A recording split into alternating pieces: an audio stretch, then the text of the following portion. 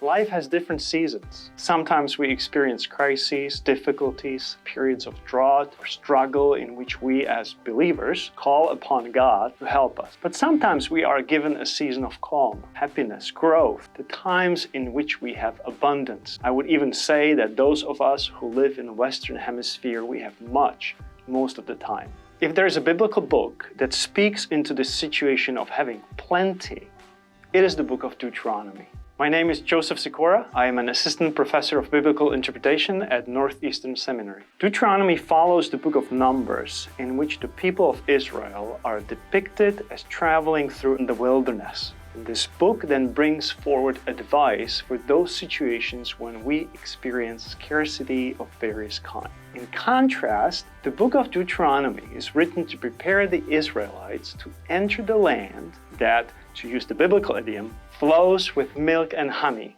Deuteronomy thus offers several guidelines on how to live in a season when we are gifted with peace, health, and success. Guidelines that enable us to keep the connection with the Creator strong and to enjoy good gifts in a life-giving way. One element from Deuteronomy's set of principles for life in a fruitful land is a concept of thankfulness. Interestingly, Deuteronomy's portrayal of this basic trait in the believer's life seems to coincide with what is brought forward by recent research in the field of positive psychology. The old book's ideas resonate with a modern appreciation for those habits and practices that contribute to our well-being. The sections focusing on gratitude can be found in Deuteronomy 6 and in a more extended form in Deuteronomy 8. The first thing that Deuteronomy 8 recommends is to look back at our past. Specifically, we should keep alive the memory of those trying situations in our lives when we experience difficulties,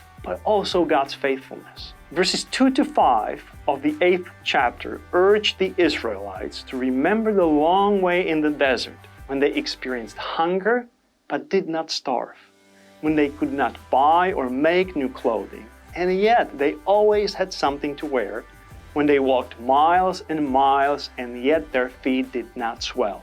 This retrospective perspective on Israel's travels in the wilderness suggests that we learn dependence on God in the times when we struggle. Experiencing difficulties and God's help, this is that thin place in which we sense God's heartbeat. Situations that change us, that we need to keep alive in our memory.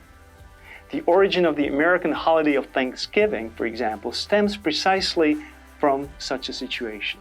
The early colonists, with the help of Native Americans, celebrated divine provision and human help when they harvested their first corn produce. So the first thing that Deuteronomy encourages is to keep this memory of past trials and of God's help alive. The second step is narrated in verses 7 to 9.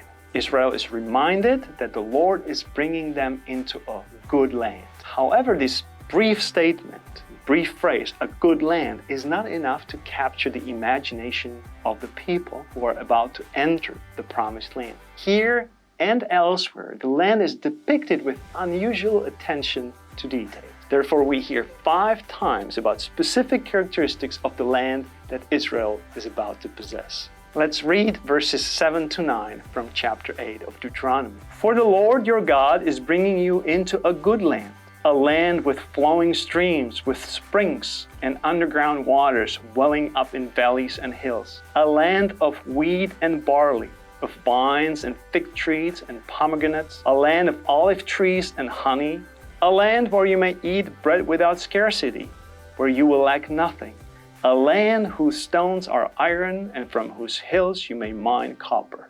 I think this rich description of the land can be transferred to our attempt to cultivate a posture of gratitude. Perhaps we should create similar lists. Too often I feel dissatisfied or unhappy because one negative experience or comment overshadows dozens of positive events, encounters, and things. Making lists of things for which I'm thankful, perhaps in my journaling or in my prayers, foregrounds these encouraging elements. It widens the horizon and deepens the sense of enjoyment of God's good gift. Not the devil, but God is in the details. He's present in specific gifts that we too frequently take for granted. Making these gifts explicit by mentioning them to me and to others makes God's work more obvious and increases my sense of gratitude in life.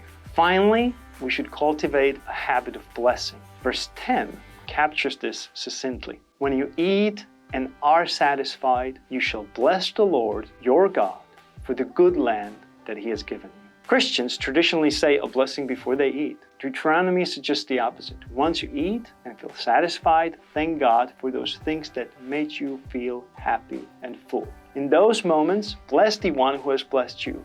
Not because God needs it, but because we need it. It enables us to keep the connection with God firm and strong. Again, we may need to think creatively about interjecting our lives with habits and rituals of blessings in which make clear to God, to us, and to others that we are thankful for the joy and delight received in life. Deuteronomy 8 ends up on a cautionary note. If Israel does not develop the posture of gratefulness, it will certainly perish. Modern positive psychology concurs. Living a life of ingratitude endangers one's health, negatively affects our relationships, and diminishes life as such. The good news, however, is that even if I am a more pessimistic person, thankfulness, thankfully, can be learned. These three things may be a good beginning. I can recall past difficulties and God's sustenance in them. I could name those specific events and experiences for which I am today, this week, thankful. And I can cultivate traditions of blessings whenever I feel happy and satisfied. The posture of gratitude enlarges and deepens life. It is an indispensable habit for living in a fruitful land.